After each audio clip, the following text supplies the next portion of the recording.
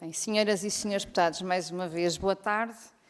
Nós estamos num conjunto de audições do grupo de trabalho criado na Comissão de Saúde para acompanhamento do plano de emergência que foi apresentado pelo Governo. Dr. Xavier Barreto, agradecemos a sua presença, Presidente da Associação Portuguesa de Administradores Hospitalares, Doutora Catarina Paulino, vogal da direção. Este requerimento que temos aqui hoje foi apresentado pelo Bloco de Esquerda para a audição de várias entidades e uma delas é a Associação Portuguesa de Administradores Hospitalares. Temos uma grelha inicial de 10 minutos para a entidade, depois 5 minutos a cada grupo parlamentar presente e depois novamente 10 minutos para as respostas que entender pertinentes. E sem mais demoras, Dr. Xavier Barreto, sobre o plano de emergência do Serviço Nacional de Saúde, passava-lhe já a palavra. Muito obrigada. Muito obrigado, Sra. Presidente. Começo naturalmente por cumprimentar a todos. É um gosto regressar aqui à Comissão Parlamentar de Saúde e poder contribuir para esta discussão sobre o plano de emergência. Eu diria que o objetivo aqui é darmos um bocadinho a nossa apreciação, a nossa avaliação daquilo que é este plano, das propostas que lá estão vertidas e de que até que ponto é que elas são ou não execuíveis. É isso que eu vou procurar fazer em 10 minutos, naturalmente depois colocando-me ao vosso dispor para qualquer questão que queiram colocar. Eu estou com a voz assim um bocadinho abalada, estive doente nos últimos dias, portanto peço-vos desculpa, vou tentar não ficar afónico durante a audiência. Portanto, o plano, começo naturalmente por dizer que o plano faz falta, o plano faz sentido, o Serviço Nacional de Saúde tem problemas que urge resolver e o principal problema é claramente a falta de acesso. Acesso a consultas, acesso em tempo adequado a cirurgias, acesso a serviços de urgência em muitos casos e, portanto, fazia todo o sentido. Nós temos um plano estruturado com um conjunto de iniciativas para resolver alguns problemas, alguns constrangimentos de acesso. E o plano, no nosso entender, tem um conjunto de medidas que fazem sentido e na qual nós nos revemos. E se me permitirem, eu vou falar de algumas que no nosso entender são mais felizes ou que podem de facto contribuir mais para uma mudança do Serviço Nacional de Saúde. E seguindo a ordem do plano de emergência, como sabem ele está dividido em grandes eixos, eu começo naturalmente pela dimensão acesso, que é das mais importantes, e para vos dizer que este programa na área de oncologia, no OncoStop, faz sentido e parece já estar a surtir efeitos. Naturalmente nós precisaremos de mais tempo para perceber de facto qual é o impacto nos nossos doentes. É difícil fazermos avaliações intercalares mês a mês, nós temos que fazer uma avaliação no final do ano, porque se é verdade que nós estamos agora a conseguir corrigir uma lista de espera, também é verdade que há novos doentes que estão a ser inscritos e que estão a constituir uma lista de espera que está sempre em rolemão e, portanto, esta avaliação será melhor feita, eu diria, no final de um período que não é um mês nem dois, teremos que esperar mais tempo, mas é um programa, este tipo de programas de pagamento adicional às equipas dos hospitais para dar resposta a doentes que estão fora do tempo para a resposta garantido, tem alguma evidência que pode ser eficaz. Nós depois temos que encontrar medidas estruturais para a longo prazo ter outro tipo de respostas. Pagar a 90% da atividade adicional como está a ser feito neste caso, é absolutamente insustentável. Portanto, todos nós temos esta noção, os 10% que ficam para o hospital não cobram, obviamente, os custos que temos, nomeadamente os custos de estrutura. Faz sentido, na nossa perspectiva, tendo em conta os doentes que são e o risco que estes doentes estão a correr. E, portanto, faz sentido como um período transitório, foi assim que nos foi apresentado e por isso tem o nosso apoio. Uma outra proposta que merece a nossa aprovação, que em boa verdade, também deixem-me dizer-vos, foi uma proposta que nós fomos propondo e que propusemos quando fomos chamados para colaborar. Como sabem, várias entidades foram chamadas a dar um contributo para este plano de emergência, nós também, e esta foi uma das propostas que fizemos. É uma proposta que é fácil de entender. Quando olhamos para as consultas hospitalares, o que vemos é que cerca de 3/4 das consultas, cerca de 75% das consultas são consultas subsequentes, só 25% é que são primeiras consultas. O que de facto não corresponde, parece não corresponder ao nível de procura que temos. Portanto, a pergunta que nós temos que colocar é se faz sentido nós estarmos a fazer consultas subsequentes, consultas de acompanhamento a doentes crónicos que estão estáveis, que não têm necessidade de alteração farmacoterapêutica, mesmo mantendo ao mesmo tempo doentes um ano à espera de uma consulta de especialidade, mantendo-os sem diagnóstico e sem tratamento. Na nossa perspectiva não faz sentido. Portanto, a nossa proposta que fizemos nesse momento em que fomos chamados, como vos disse, foi a de libertar os nossos médicos especialistas hospitalares de doentes crónicos que não beneficiam da intervenção médica, encontrando novas formas de acompanhamento para estes doentes, particularmente através de consultas de enfermagem, que acho que é claramente a abordagem mais óbvia, e está a ser feita em muitos outros países e com excelentes resultados, e com isso libertando muito mais horas de médico para fazer primeiras consultas. Portanto, de uma forma muito, se calhar demasiado simplista, a ideia é esta, é colocar os nossos médicos mais a fazer primeiras consultas, diagnóstico e definir planos terapêuticos, do que a fazer acompanhamento de doentes crónicos que não beneficiam da consulta médica, no sentido em que naquelas consultas, na maior parte delas, não acontece nada. Não há alteração farmacoterapêutica, não há prescrição de novos exames, não há nenhum ato médico, a não ser um acompanhamento que possa ser feito por outro profissional. E, portanto, isto, se pensarmos bem, e se pensarmos que o SNS faz, 75% das consultas do SNS são subsequentes, imaginem o impacto que uma grande reforma dessas pode ter em termos de acesso. E está no plano, e nós ficamos, devo dizer-vos, muito satisfeitos com isso. Passando para um outro segmento, o segmento das grávidas, o acompanhamento das grávidas, saudamos o facto de estarem lá medidas com uma alteração da composição das equipas, esperamos que isso avance com alguma brevidade, o reforço do papel dos enfermeiros especialistas, achamos que é muito importante discutir quais são as grávidas que podem ser acompanhadas, quais são os partos que podem ser feitos por enfermeiros, mais uma vez sempre com esta ideia de vamos libertar os médicos para tarefas altamente diferenciadas que só podem ser feitas por médicos. No âmbito da urgência, os centros de atendimento clínico fazem sentido, na nossa perspectiva, deviam estar, a ideia devia ser muito mais alargada a todo o país e não a 2 centros, um no Porto e um em Lisboa. Portanto, se nós queremos retirar doentes urgentes, mas doentes agudos, mas não urgentes, os tais verdes e azuis, se os queremos retirar da urgência hospitalar, nós temos que encontrar alternativas, e as alternativas têm que ser criar uma linha de resposta nos cuidados de saúde primários. Portanto, não era exatamente esta ideia dos centros de tratamento clínico, mas era uma primeira linha de resposta nos cuidados primários. Portanto, a ideia do plano, apesar de tudo, ficou aquém da proposta que fizemos. Mas, apesar de tudo, é um início, é um caminho que tem que ser prosseguido. Termos mais médicos nas ERPIs, garantir assistência às pessoas que estão num lar ou numa residência para idosos ou na rede de cuidados continuados, evitando que recorram às urgências hospitalares, é também uma ideia que para nós vai no caminho correto. Num outro eixo também muito importante, saúde próxima e familiar, contratar médicos reformados, especialistas em medicina geral familiar faz todo sentido, retirar das listas os doentes inativos que eventualmente não estejam a utilizar os serviços faz sentido, como faz sentido, e foi uma medida também muito polémica, mas para nós é uma boa medida, faz sentido segmentar os doentes. Se nós temos escassez de especialistas em medicina geral familiar, e se os médicos de família não chegam para todos os portugueses, isso é evidente, e nós vamos demorar muitos anos a formar os médicos necessários para ter uma cobertura total, então temos que escolher quais são os doentes que mais beneficiam destes médicos. Esta é uma ideia difícil de defender perante alguns segmentos da nossa população, mas se pensarmos em ganhos em saúde, em resultados em saúde, temos que perceber o que é que faz mais sentido. É termos um jovem de 18 anos sem doenças, sem comorbilidades, que não tem médico de família, ou temos uma pessoa de 60 anos com todos os fatores de risco, com uma série de patologias sem médico de família? Qual é que está em maior risco? E isto está no plano, e bem. Portanto, é uma ideia, eu diria até que é das ideias mais disruptivas do plano e que vai no sentido correto, no nosso entender. Por último, o eixo da saúde mental, as equipas comunitárias de saúde mental são uma boa ideia, está já a ser aplicado, pelo menos na ULS Trás-Montes e Alto Douro, nós sabemos que está a ser aplicado e com excelentes resultados, com uma forte redução de procura, por exemplo, de serviços de urgência, de internamentos por parte destes doentes, são equipas que funcionam bem, como os CRIs de saúde mental, também fazem todo o sentido.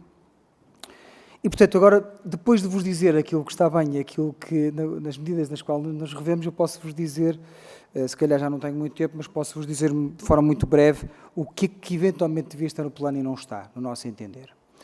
O plano tem um foco excessivo, e eu percebo numa lógica de plano de emergência, mas não posso deixar de dizer que tem um foco excessivo no pagamento adicional, no pagamento por mais um ato, no pagamento por mais um parto, ou por mais uma consulta, e não tem um foco tão grande na reformulação de carreiras e dos salários dos profissionais. Portanto, reparem, nós inicialmente pensámos que isto era um plano de emergência, depois foi-nos apresentado como um plano de emergência, mas também estrutural. Se é um plano estrutural, tem que pensar em carreiras, tem que pensar em percurso profissional dos profissionais, em formação contínua, em condições de trabalho, tem que pensar numa série de coisas que não estão no plano. Não basta pagar de forma adicional, e é essencialmente esse o eixo que está no plano, no que respeita a recursos humanos. Não tem, agora também deixem-me dizer-vos, o plano nós entendemos como um plano que pode evoluir, e é essa também essa a nossa visão que nós transmitimos ao Governo. Não há aqui um plano fechado, nós entendemos como um plano e também nos parece ser essa a visão do Governo. Não é um plano que fica aqui fechado e não pode ser pensado de medidas adicionais ou até modulado em alguns pontos. Nós entendemos que devia ter uma ênfase maior na realocação de tarefas a vários profissionais, nomeadamente a enfermeiros, que é o profissional mais óbvio. Falei há bocadinho das consultas de enfermagem, mas também há muita evidência sobre enfermeiros a fazer tarefas acrescidas numa série de países em todo o mundo e o impacto que isso tem, por exemplo, em termos de acesso. Portanto, o plano devia ter mais este tipo de medidas, como não tem o envolvimento de outro tipo de entidades. Quando nós pensamos em integração de cuidados, pensamos muito no ecossistema de todas as entidades de saúde, às vezes nem é só da saúde, é todas as entidades de base comunitária que podem ajudar a melhorar o percurso do nosso doente. Portanto, nós devíamos olhar para as nossas comunidades e perceber quais são as entidades que podiam ajudar. Os municípios, as associações de doentes, as farmácias. E, portanto, todas estas entidades deviam ter um papel mais avançado. As farmácias são um bom exemplo, como sabem. Há sistemas de saúde. Na Inglaterra, por exemplo, está a ser comprado, está já em implementação, o atendimento de doentes agudos das farmácias, patologia menor que não vai à urgência, vai à farmácia, como está a ser trabalhado o follow-up, o acompanhamento de doentes crónicos nas farmácias. Portanto, isto, no nosso entender, tendo em conta a rede de farmácias que temos em Portugal, a forma como esta rede está disseminada pelo país, o facto de eles terem profissionais altamente qualificados, que são os farmacêuticos portugueses, isto era claramente um eixo que nós podíamos ter avançado mais neste plano de emergência. Portanto, infelizmente não está lá esta medida. Espero que isso não impeça, apesar de tudo, de que este eixo possa avançar no futuro. Não está também, mais uma vez, pensando este plano como estrutural, porque foi assim que foi anunciado pelo Governo, está muito pouco sobre modelo de governação. Como é que o Governo vê a estrutura de funcionamento das ULS, as estruturas de gestão intermédia, qual é o papel da administração hospitalar, o que é que devemos fazer em termos de contratualização interna, de controle de gestão, de melhoria contínua, que é o que faz a diferença no dia-a-dia das instituições, não está. Portanto, eu aí não posso deixar de fazer uma referência particular à carreira da administração hospitalar, porque, de facto, como sabem, está por rever há mais de 20 anos. Nós gostávamos, ele está, de facto, essa intenção de rever está no programa do Governo, não está no plano de emergência. Nós achamos que é uma medida emergente e, portanto, o nosso entender devia estar no plano de emergência. Não está. Outros pontos importantes, mais uma vez, pensando que isto é um plano estrutural. O investimento. Há uma semana, como sabem, se calhar um bocadinho mais de uma semana, foi publicado o relatório do Conselho de Finanças Públicas sobre o desempenho do Serviço Nacional de Saúde do ano passado e, mais uma vez, os dados que lá estão plasmados são, no mínimo, preocupantes. Em termos de investimento, entre 2014 e 2023, apenas 1,7% da despesa em saúde foi para investimento, foram despesas de capital. E mesmo no ano passado, cerca de metade do montante que estava previsto para investimento não foi executado. E isto, obviamente, tem consequências.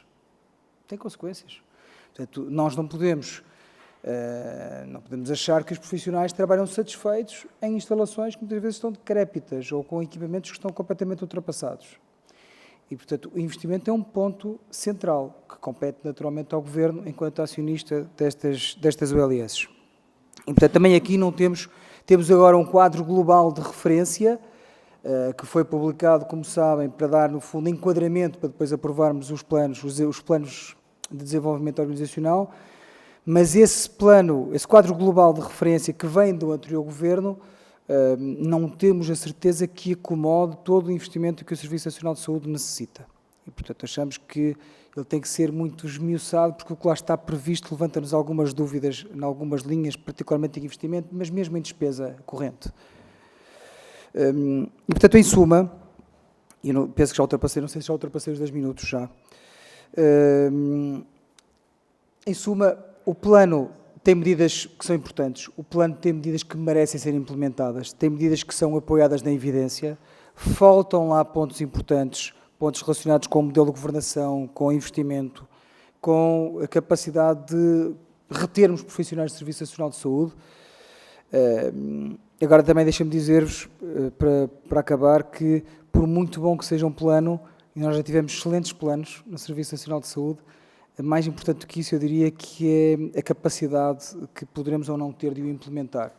E, portanto, não posso deixar de dizer-vos, até porque estou perante vários grupos parlamentares, que era muito importante que nós pudéssemos ter um consenso mínimo entre as principais forças políticas para implementar um conjunto de medidas. Porque se esse consenso não acontecer, nós vamos ter sempre muita dificuldade para implementar qualquer plano. Dou-vos só um exemplo para finalizar, se a Sra. Presidente me permitir. As urgências. Este esquema rotativo de urgências é difícil de manter. Andamos sempre ao sabor dos recursos. Há uma semana que temos médicos, porque temos prestadores de serviços disponíveis para fazer turnos, outra semana não temos. Daqui a 15 dias deixamos de ter novamente e semanalmente temos que atualizar mapas e as pessoas têm que consultar os mapas para saber onde é que têm que ir. Isto é um esquema que, de facto, não há melhor do que este, infelizmente, mas é um esquema que não faz grande sentido. Nós sabemos que a anterior direção executiva tinha a intenção de tornar transformar este esquema num esquema fixo. E de, em algumas regiões do país, assumir que algumas urgências iam ter que encerrar. E que íamos ter que concentrar a nossa resposta numa urgência da região. E se calhar essa concentração de recursos era melhor para as pessoas. Se calhar era uma resposta mais previsível e mais capaz para as pessoas. Agora, o que sabemos também é que uma medida destas é altamente impopular e extremamente difícil de implementar por todas as razões, nomeadamente por razões até de conflito, muitas vezes, com as autarquias. Portanto, se não houver um consenso político muito forte para que estas reformas se façam, elas são muito difíceis de implementar. E, portanto, para finalizar, eu deixava esta ideia de que é muito importante um consenso político para implementar estes planos, porque senão, de facto, eles não vão passar do papel. Muito obrigado. Muito obrigada, Dr. Xavier Barreto, por esta exposição. Vou passar a palavra ao Grupo Parlamentar do Partido Socialista, a deputada Fátima Correia Pinto. Faz favor. Muito obrigada, Sra. Presidente. Cumprimento novamente os senhores e os senhores deputados e cumprimento a Associação Portuguesa de Administradores Hospitalares, aqui hoje representada pelo seu Presidente, Dr. Xavier Barreto, e pela vogal da direção, Dra. Catarina Paulino. Agradeço a vossa presença e todos os esclarecimentos que nos foram dados e pelos contributos inestimáveis que nos deram em prol de um melhor Serviço Nacional de Saúde para todos os cidadãos. E começo por citar o Sr. Presidente, quando em maio deste ano comentava o anúncio por parte do Sr. Primeiro-Ministro da apresentação do plano de emergência. E dizia então o Sr. Presidente, o Dr. Xavier Barreto, temos que estar todos unidos, aliás, disse também agora, temos que estar todos unidos neste propósito, este não é um plano de emergência de um só governo, acho que deve ser um plano de emergência do Serviço Nacional de Saúde, em que todos os profissionais, todas as ordens, todas as associações devem estar unidos para termos um plano mais forte que capacite o SNS. Posto isto, Sr. Presidente, agora que o plano já foi apresentado, começo por questioná-lo se consegue identificar neste plano de emergência para a saúde esse plano forte, com capacidade para capacitar o nosso SNS, pelo qual ansiava e todos ansiávamos, e se consegue vislumbrar neste plano a remodelação do SNS tão apregoada pelo Governo. É porque aquilo que nós, Partido Socialista, descortinamos neste plano é que ele assenta essencialmente na abertura de mais portas. Falando até na questão do acesso, que, como aqui referiu, é crítico. Portanto, fala na abertura de centros de atendimento clínico, LS tipo C, reforço das convenções sociais e privadas, mas tudo isto sem ter em consideração a problemática, a enorme problemática que nós temos na escassez de recursos humanos, principalmente nos recursos humanos médicos, que a escassez que existe não só no setor público, mas também no setor social e privado.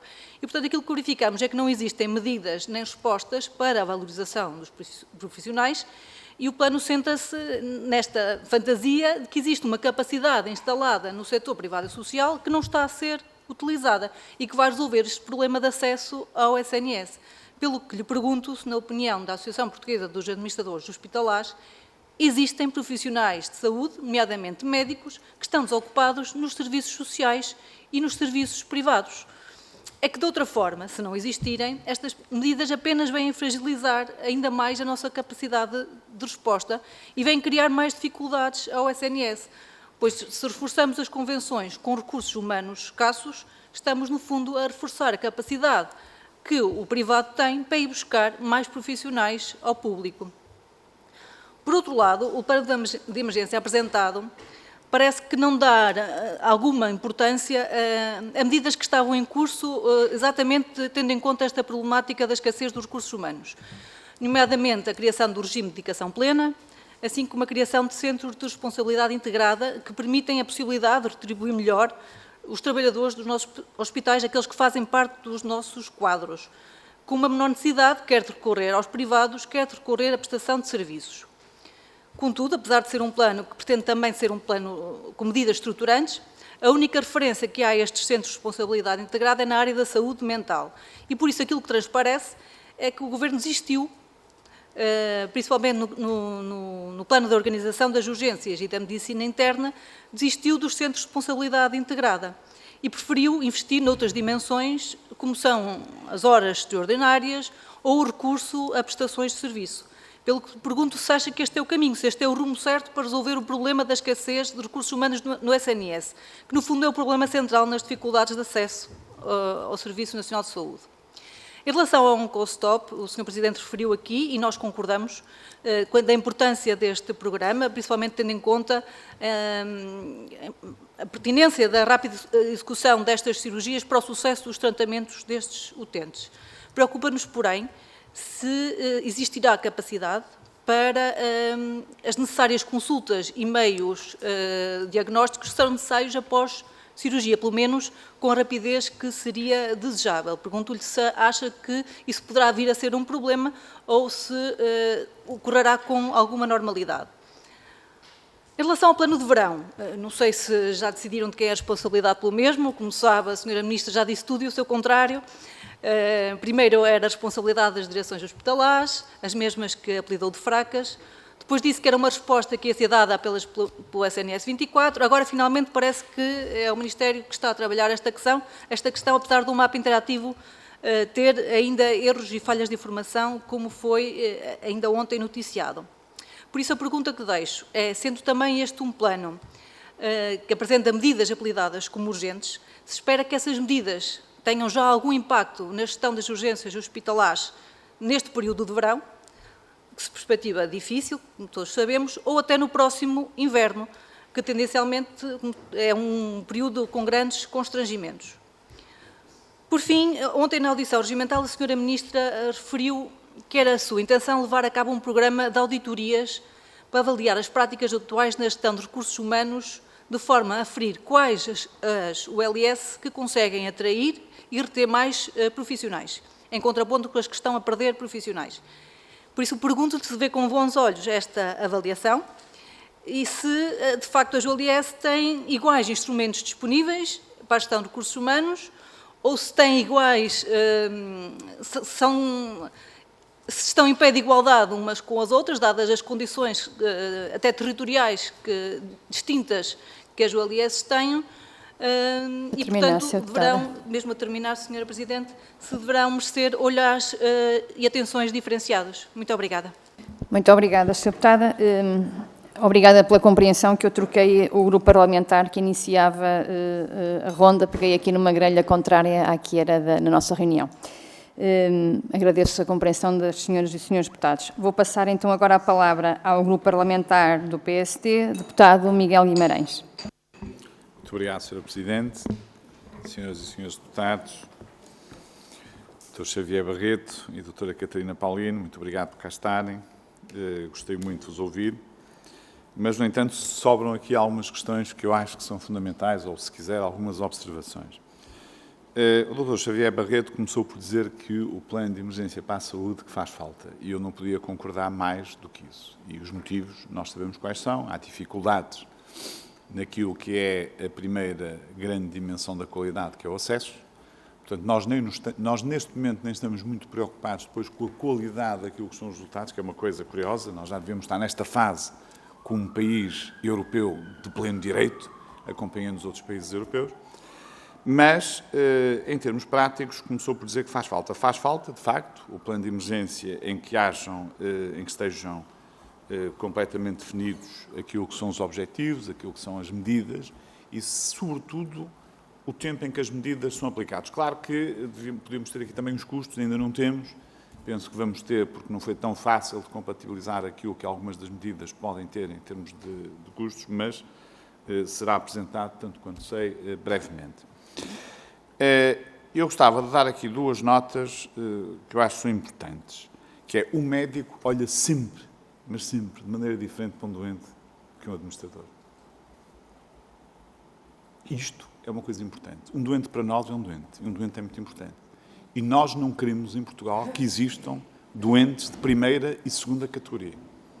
Ou seja, nós não queremos em Portugal doentes que tenham acesso ao médico e outros não. As coisas têm que ser equilibradas, obviamente, e há um caminho que nós podemos fazer, mas é um caminho que é preciso proteger. Porque, neste momento, já se sabe, porque é que nós temos um Serviço Nacional de Saúde forte e porque é que todos nós defendemos o Serviço Nacional de Saúde. Porque é a melhor forma de combater as desigualdades sociais. É a forma de a pessoa, independentemente de ter mais capacidade económica ou menos capacidade económica, poder ser operado a um tumor do estômago ou outra situação qualquer. Ou ter acesso a consultas altamente diferenciadas de uma área. Pois, se nós tivermos aqui dois pesos e duas medidas, relativamente àquilo que o Dr. Xavier Barreto há pouco disse, nós corremos o risco de haver pessoas que têm acesso a médico e outras não. E isso pode ser preocupante e, de resto, reflete-se em indicadores. E eu vou dar um exemplo concreto. Nós, quando queremos dizer que somos um país fantástico, com excelentes indicadores na área da saúde, e somos, esquecemos sempre, por falar nisso, a área da transplantação, em que somos o terceiro melhor país a nível mundial em termos de resultados e de número de transplantes, mas a verdade é que damos sempre como exemplo a área materno-infantil. E damos como exemplo a área materno-infantil porque nós ainda seguimos uma tradição na área materno-infantil. É que os médicos trabalham com os enfermeiros e os enfermeiros trabalham com os médicos.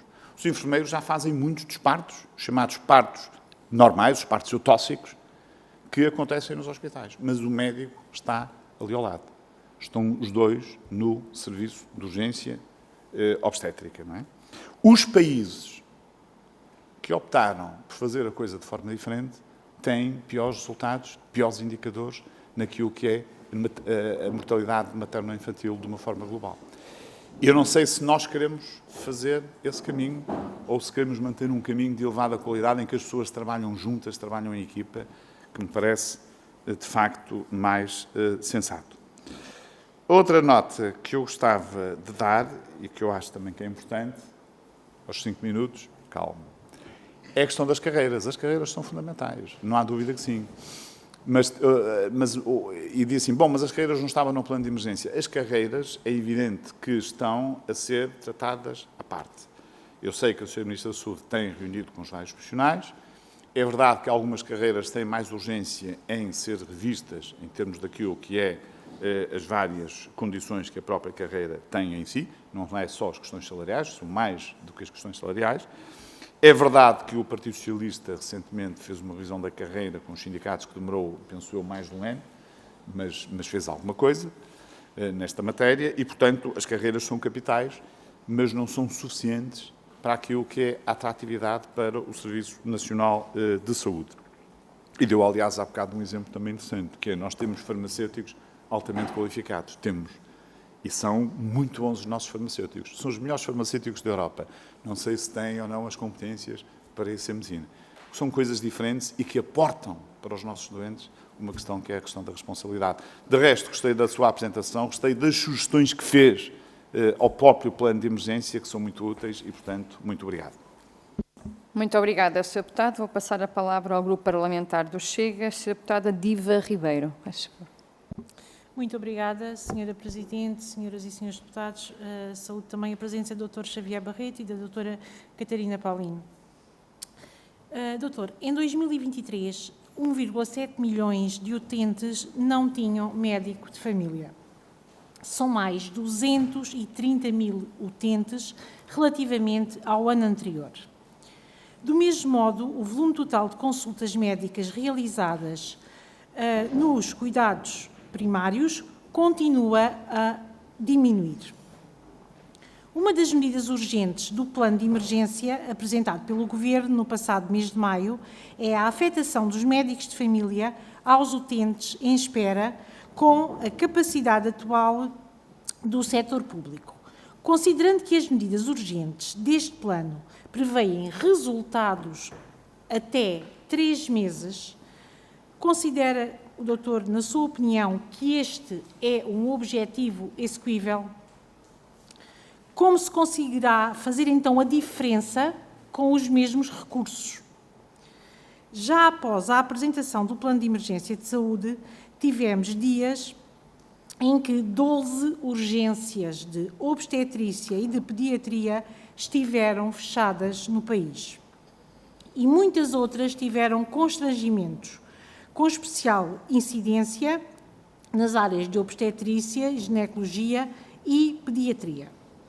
O bastonário da Ordem dos Médicos disse que não há, nenhum plano de verão ou de inverno que permita ultrapassar, e cito, o que está a acontecer no Plano Nacional de Saúde. No seu entendimento, esta lógica de fecho intermitente das urgências permite a garantia da qualidade dos cuidados de saúde prestados à população? Qual a sua previsão quanto ao grau de sucesso deste plano de verão para o SNS? Um dos principais motivos para o caos nas urgências, e se não o principal, é sem dúvida a falta de profissionais de saúde. Os profissionais de saúde são, como o próprio plano indica, a espinha dorsal do Serviço Nacional de Saúde. E é, de facto, cada vez mais pressionado nesse sentido, sobretudo por causa da falta de médicos. Nos próximos anos, mais de 3 mil poderão entrar na reforma. Até 2026, aproximadamente 3.200 médicos do SNS poderão cessar funções. Poderá, segundo o doutor, este plano de emergência ser o esperado milagre para deixarmos de ter urgências encerradas? Teremos a capacidade necessária para pôr em prática todas as propostas consideradas urgentes e das quais se esperam resultados até 3 meses? Também na passada semana, o Conselho de Ministros aprovou um suplemento remuneratório para as horas extraordinárias dos médicos, de caráter temporário e excepcional, como foi referido pela Ministra da Saúde, que o Governo considera ser necessário para garantir o funcionamento dos serviços de urgência e que conta já com algumas críticas dos representantes dos médicos. Entende ser este o caminho para a resolução dos problemas nas urgências? Considera também que este tipo de medidas serão um bom contributo para a necessária transformação na prestação dos cuidados de saúde em Portugal?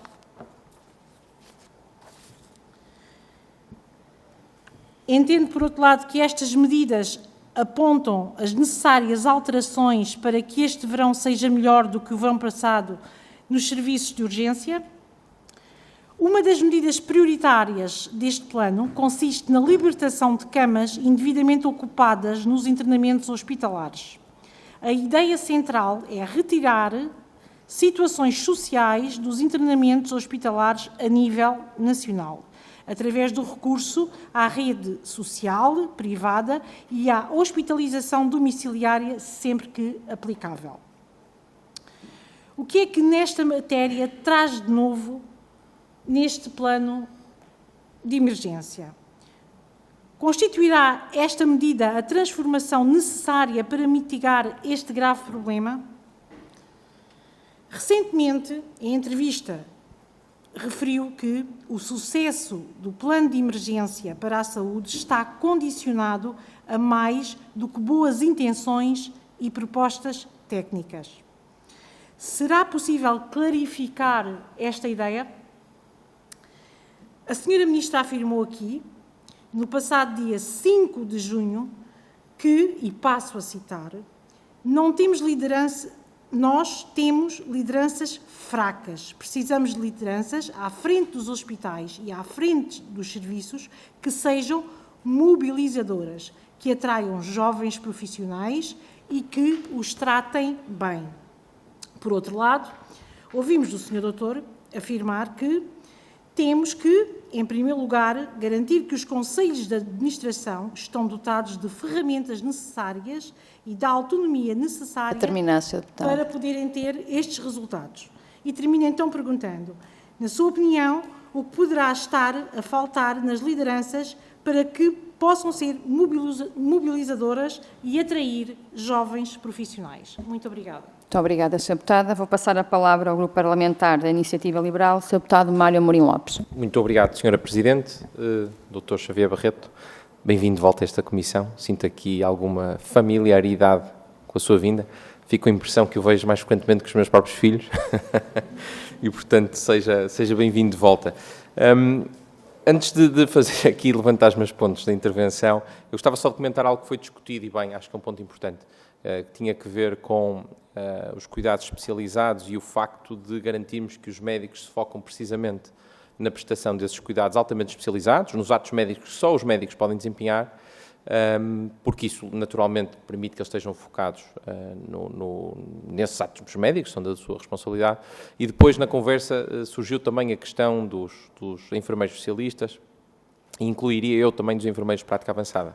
E dizer o seguinte, eu há uns anos tive a oportunidade de coordenar um extenso estudo que coligia a evidência empírica sobre o assunto, e a evidência empírica em vários ambientes, seja cuidados primários ou cuidados secundários, de que de facto os enfermeiros especialistas têm um contributo positivo e os enfermeiros de prática avançada também, é esmagadora. Portanto, claramente, há muitos estudos, daí a necessidade de termos aqui uma meta-análise, temos uma síntese, mas a evidência positiva sobrepõe-se à evidência negativa. E, portanto, eu creio que está na hora de começar a discutir publicamente a importância que os enfermeiros especialistas e os enfermeiros de prática avançada poderão ter precisamente neste desiderato, que é permitir que os médicos, em particular os médicos de medicina geral e familiar, se foquem naquilo que só eles podem fazer. Não é? Nós temos bons exemplos, por essa Europa fora, de países que já têm esta figura do enfermeiro de prática avançada, que pode ser muito útil, olhe, precisamente nos casos que mencionou, de acompanhamento dos doentes crónicos, de renovação de prescrição médica, de fazer até algum diagnóstico inicial, que é o tipo de competências que é conferida a um enfermeiro de prática avançada,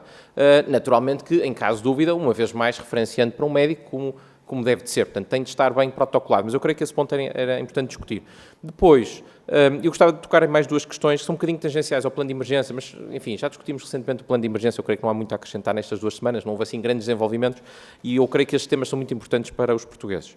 O primeiro que eu gostava de lhe perguntar é uma pergunta muito objetiva, muito direta, tendo em conta que representa os administradores hospitalares, e eu gostaria de saber quem é que anda a endereçar os convites para reconduções, para nomeações para os conselhos de administração, e se essa pessoa é o Dr. Ibem Faria de Almeida, o Tenente-Coronel Faria de Almeida, em representação da Direção Executiva, que tem precisamente essa incumbência. Eu acho que era muito importante que se cernasse essa questão, sabendo que é a entidade respectiva que está precisamente a liderar este processo, mandatado naturalmente pela Senhora Ministra da Saúde. Isso não deveria ser, mas eu acho que era importante abordar esta questão. De resto, queria também falar-lhe de um tema que, enfim, levantou aqui algum mediatismo ontem, que tem que ver com o turismo de saúde, não no sentido tradicional do termo, em que as pessoas, enfim, vêm para Portugal para descansar e para recuperar, mas no sentido em que vêm à procura de cuidados de saúde gratuitos no contexto do SNS. Não estamos a falar de imigrantes, que esses naturalmente residentes em território nacional têm direito a aceder aos cuidados de saúde, em igualdade com qualquer outro português.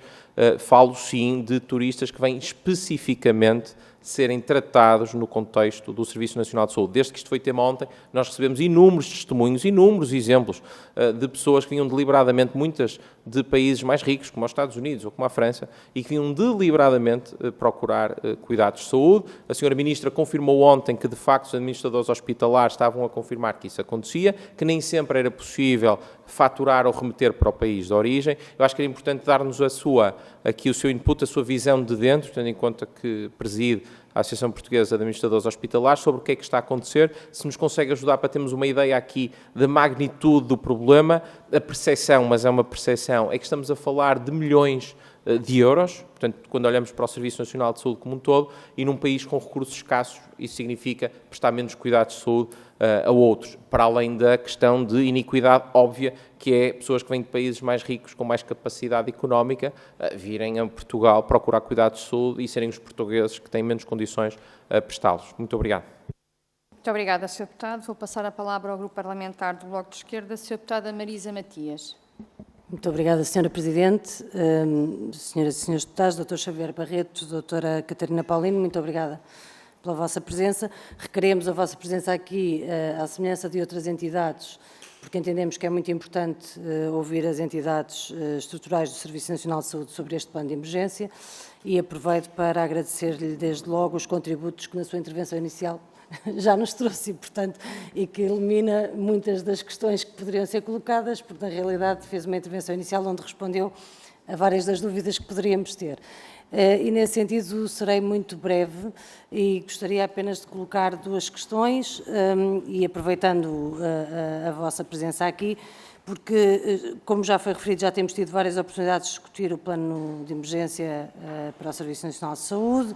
Já tivemos várias audições, a Sra. Ministra já esteve algumas vezes também aqui no Parlamento a esse respeito, e de forma direta ou indireta temos ouvido da parte da Sra. Ministra a atribuição de responsabilidades às administrações hospitalares, digamos, pelo mau funcionamento hospitalar, por muitas das dimensões que necessitam de ser corrigidas, e, portanto, era muito importante ouvir da vossa parte, da Associação Portuguesa de Administradores Hospitalares, como é que vêem essas críticas e essa atribuição de responsabilidades.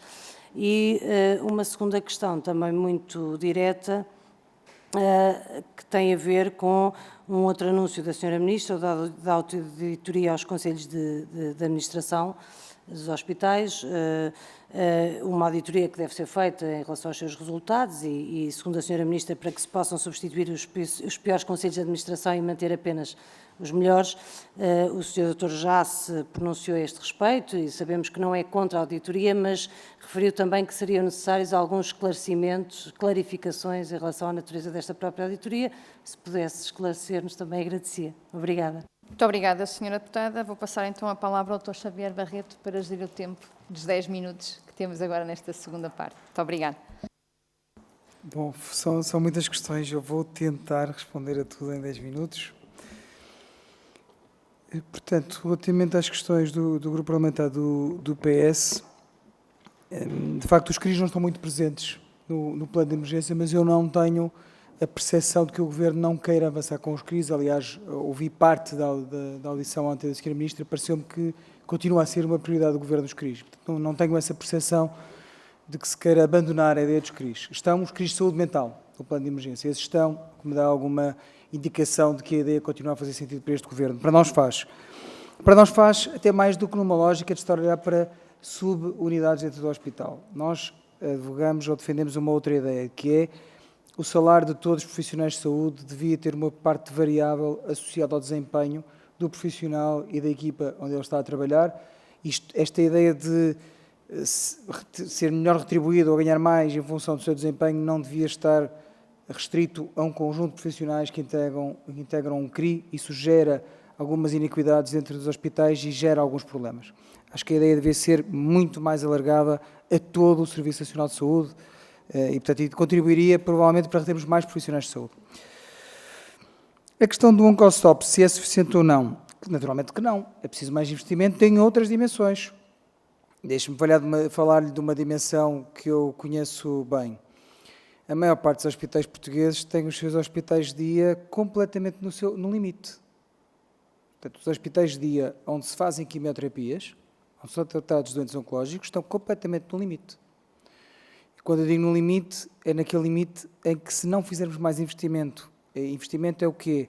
É instalações, espaços, cadeirões, bombas infusoras, profissionais de saúde, enfermeiros, médicos, equipas, assistentes operacionais, inovação, naturalmente, tudo isso, para conseguirmos tratar mais doentes em tempo útil, porque se não fizermos isto, em pouco tempo estaremos a tratar doentes, a fazer quimioterapias fora do tempo clinicamente aceitável. Portanto, não olhemos só para a cirurgia. Há a radioterapia, há a quimioterapia, há uma série de outras áreas que estão no limite. No limite. Portanto, não basta. Preciso muito mais investimento.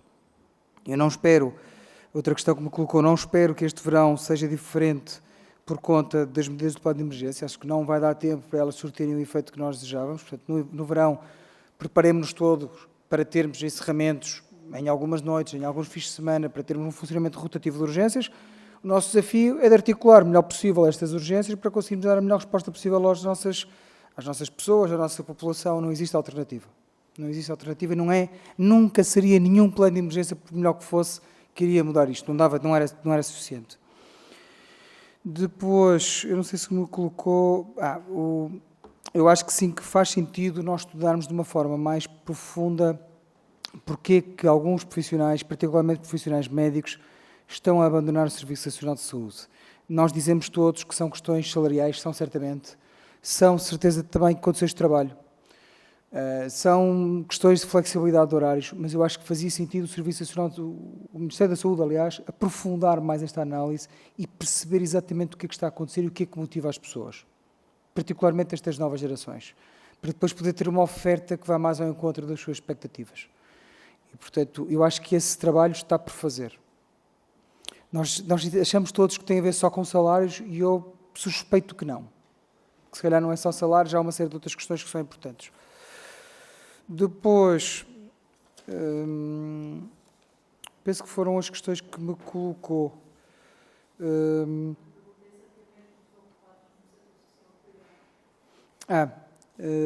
Exatamente. Eu acho que nós não temos uma ideologia, não somos uma associação política, não temos nenhuma ideologia, mas achamos naturalmente que todas as medidas, incluindo a contratação a prestadores externos, cria incentivos que têm que ser acautelados, incentivos e consequências que têm que ser acauteladas. Deixe-me dar-lhe um ou dois exemplos para que isto fique mais claro. A Austrália tentou há uns anos fazer exatamente aquilo que muitos advogam fazer no nosso Serviço Nacional de Saúde. Tentou começar a comprar mais serviços ao privado porque o público não conseguia responder. E hoje em dia cerca de 50% da atividade, e mais, incentivou os cidadãos a comprar seguros de saúde privados, muitas vezes até com benefícios fiscais, para aliviar o Serviço Nacional de Saúde, porque as pessoas pudessem, através do seguro de saúde, ir ao privado. E há uns anos, isso é fácil, vocês podem fazer uma pesquisa bibliográfica de artigos de revisão sobre o que é que está a acontecer na Austrália, e o impacto em termos de lista de espera foi nenhum. Nenhum. Porquê? Porque na Austrália não havia, como eu suspeito que também não haja em Portugal, um estoque de profissionais de saúde por utilizar no setor privado. E, portanto, o que aconteceu na Austrália foi que quando eles começaram a comprar mais serviços ao setor privado, os profissionais de saúde migraram, como é natural, para esses prestadores privados. Depois há outras consequências que têm que ser acauteladas. Por exemplo, no NHS, no Serviço Nacional de Saúde inglês, também já existem duas outras publicações recentes que nos mostram claramente uma sobremortalidade preocupante em alguns segmentos de doentes que foram contratualizados com prestadores externos, que não têm nenhuma explicação pelas características dos doentes. Portanto, eu não estou a dizer que isso aconteceria em Portugal, nem um caso nem noutro, nem a sobremortalidade, nem o impacto zero nas listas de espera, porque cada sistema tem as suas nuances, até os prestadores privados são diferentes de país para país, e, portanto, o que estou a dizer é que temos que ter sempre muito cuidado com aquilo que estamos a fazer e os incentivos que criamos. Por exemplo, o NHS, em determinada altura, começou a comprar, o NHS, o Serviço Nacional de Saúde Inglês, começou a comprar mais serviços ao privado, mas houve um período em que proibiu o privado de contratar profissionais que nos últimos 6 meses tivessem tido contratos com o público. Portanto, são tudo medidas que nós podemos colocar no sistema para impedir este tipo de consequências que depois são muito danosas para o Serviço Nacional de Saúde, ou podem ser. Nós temos formas de as mitigar, se quisermos. Não é? Agora, dito isto, colaboração com o privado numa série de áreas, na área, por exemplo, uma área que também já falamos aqui, nas câmaras de cuidados continuados, até nas parcerias público-privadas, quer dizer, eu não tenho... Repare, estes vieses que estamos aqui a falar foram muito mitigados, eu diria anulados quase a zero nos contratos das parcerias público-privadas. O contrato tinha uma série de salvaguardas que davam alguma garantia ao Estado, quer de risco financeiro, porque o risco ficou quase todo do lado do privado, nos contratos de parceria, como de qualidade, porque havia de facto uma matriz da avaliação de qualidade daquilo que estava a ser feito que era enorme, não é? Que obrigava o Estado a ter uma estrutura dentro do prestador privado para ir acompanhando aquilo que estava a ser feito. Portanto, eu não tenho nenhum problema com a colaboração com o privado. O que estou a dizer é que, em alguns sistemas de saúde, tentou-se fazer sem as garantias necessárias e isso deu maus resultados. Não sei se respondi à sua questão. E, portanto, nós fazemos esta discussão mais com base na evidência, e convido-vos a procurar essa evidência porque ela está disponível, do que com base numa questão ideológica, não é? Porque não é a nossa área, naturalmente. Depois, relativamente às questões do PSD, e também para que isto fique claro, nós não defendemos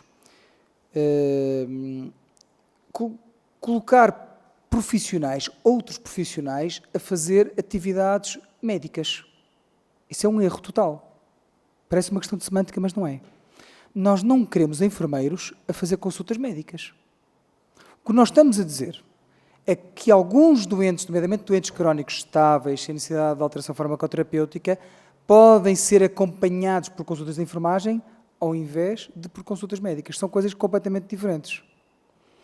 E reparem, é uma questão que já nem se discute. Há uma clara assimetria entre o que nós estamos a fazer no privado e no público. No privado, nós assumimos que um doente pode ir diretamente a um centro de enfermagem para fazer uma sutura, ou o que seja, não interessa. Ou pode ir a um psicólogo. Vou lhe dar outro exemplo, um psicólogo. Um doente no privado pode ir a um psicólogo. No SNS, não. Não pode. No privado pode ir a um fisioterapeuta. No SNS, não. Tem que ter uma consulta da MGF para depois ser referenciado para um psicólogo.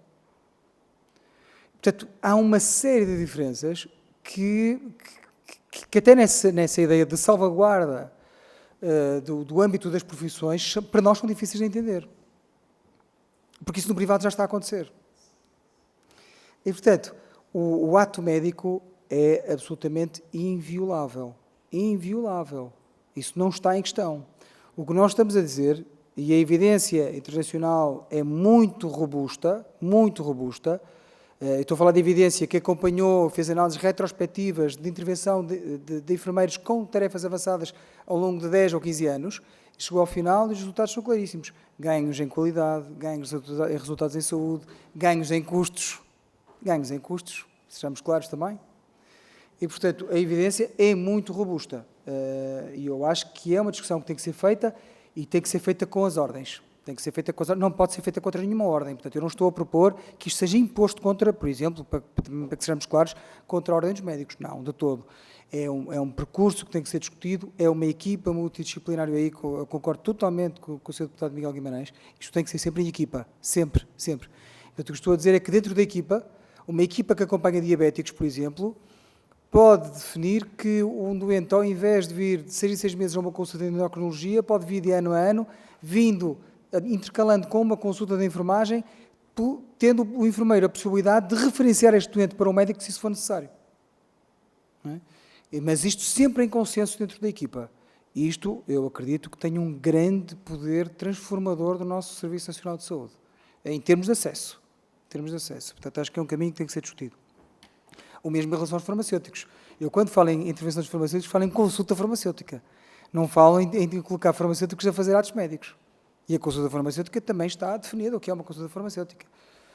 Bem, portanto, mas eu percebo as preocupações, e acompanho, Sr. Deputado, acompanho nas preocupações. Eu acho que é uma discussão que tem que ser feita com as ordens todas e eu acho que temos margem para ter um consenso entre todos. Temos de ter essa discussão. As perguntas do Grupo Parlamentar do Chega foram muitas, e, portanto, eu vou ter imensa dificuldade a responder a todas. A questão dos médicos de família, se é possível com os recursos atuais fazer melhor.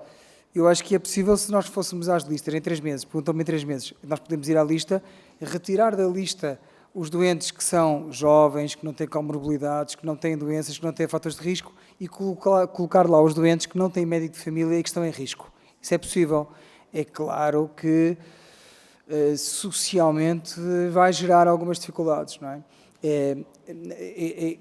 E não estou a dizer que não seja uma medida isenta de dificuldades, até a identificação destas pessoas, quem são estas pessoas em risco, também é um desafio que nós íamos ter que enfrentar. Mas é possível encetar esse processo, não é? De mudança das listas. Mas, mais uma vez, é uma medida que requer consenso, porque vai gerar provavelmente protesto, nós temos que estar preparados para defender esta medida. Eu acho que todos temos que estar preparados. Os serviços de urgência da obstetrícia, o fecho intermitente não é a melhor solução, era melhor um fecho fixo, claramente. Dando-vos um exemplo, correndo o risco de vos dar um exemplo concreto, na Península de Setúbal, provavelmente seria melhor nós termos uma urgência a funcionar em pleno e assumirmos que é aquela urgência do que termos uma urgência por semana, como temos agora. Não é? Agora, eu acho que todos nós temos noção do problema que isto seria em termos de gestão política desses encerramentos na Península de Setúbal. E, portanto, ou isto é uma decisão muito sustentada num consenso que eu acho que deve partir do Parlamento, ou então é quase impossível de se fazer. É quase impossível. Portanto, daí o meu apelo inicial a um consenso político para que estas coisas possam acontecer no terreno. As horas extraordinárias são uma boa medida a incentivar horas extraordinárias. Não são, nós preferíamos que fosse através de contratos individuais de trabalho. Agora, onde é que estão esses contratos individuais de trabalho? Onde é que estão essas pessoas? Elas não existem. O principal problema, nós damos aqui às voltas, mas o principal problema, que eu diria que é a causa de todos os outros, é a falta de recursos humanos do Serviço Nacional de Saúde. E a falta de recursos humanos do Serviço Nacional de Saúde obriga-nos a fazer horas extraordinárias, obriga os médicos a fazer muito mais horas extraordinárias do que aquilo que seria aceitável. Mas qual é a alternativa? Depois entramos aqui num dilema ético que é muito complicado, que foi o dilema que se colocou durante a greve às horas extraordinárias do ano passado. Nós podemos dizer a um profissional, tu és obrigado a fazer horas extra, sabendo que se ele não fizer essas horas extra, a urgência vai encerrar uma via verde, vou dar um exemplo mais concreto, porque isto aconteceu. Vai encerrar uma via verde coronária na Guarda e isso provavelmente vai provocar a morte de alguns doentes. Mas os profissionais que recusaram fazer horas extraordinárias e que acabaram por levar ao encerramento desta via verde coronária já tinham ultrapassado em muito o limite legal, estavam exaustos. E nós entramos aqui num dilema que é muito difícil de discutir. Porque estão aqui claramente 2 direitos em confronto. Não é? E, portanto, é uma discussão que eu acho que nós temos que fazer e não posso deixar de dizer que, apesar de tudo, tem havido um espírito de sacrifício enorme por parte de muitos médicos portugueses. Não posso deixar de o dizer. Muitos que fazem muito para além daquilo que seria aceitável e exigível até pela lei. Portanto, não posso deixar de dizer. A libertação de camas. Aí o plano, reconheço, é vago. O plano aí tem que ser mais concretizado, tem que ser mais claro. Fala em mais parcerias com o setor social e privado, mas essas parcerias de alguma forma já existem, não têm sido suficientes. Os hospitais portugueses tinham, como sabem, 2.164 doentes a ocupar camas de forma inapropriada nos hospitais do SNS, mas fora esses, os hospitais do SNS, não sei se tiveram a oportunidade de ver isso no nosso barómetro, fora esses, os hospitais do SNS já tinham quase 500 doentes contratados às suas expensas, pagos pelos próprios hospitais, ao setor privado. E, portanto, essa parceria já está a acontecer.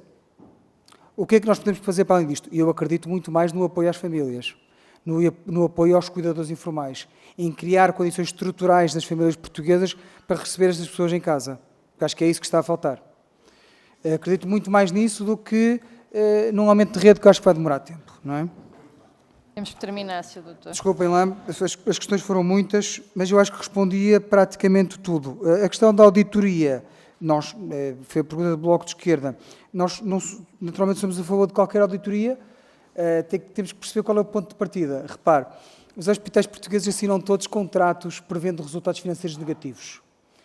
Se um hospital assinar um contrato que prevê menos 30 milhões de euros no final do ano, e no final do ano, em vez de menos 30, tiver menos 40, mas nós depois formos esmiuçar os resultados e percebermos que esses menos 10, esse agravamento em 10 milhões de euros nos resultados financeiros se deveu a decisões da tutela, seja decisões relativas ao aumento de recursos humanos, aumento de salários, a dedicação plena ou a medicamentos inovadores que foram aprovados pela tutela, isso é claramente uma responsabilidade do Governo e não do administrador, que não pode fazer nada em relação àquele aumento de custos.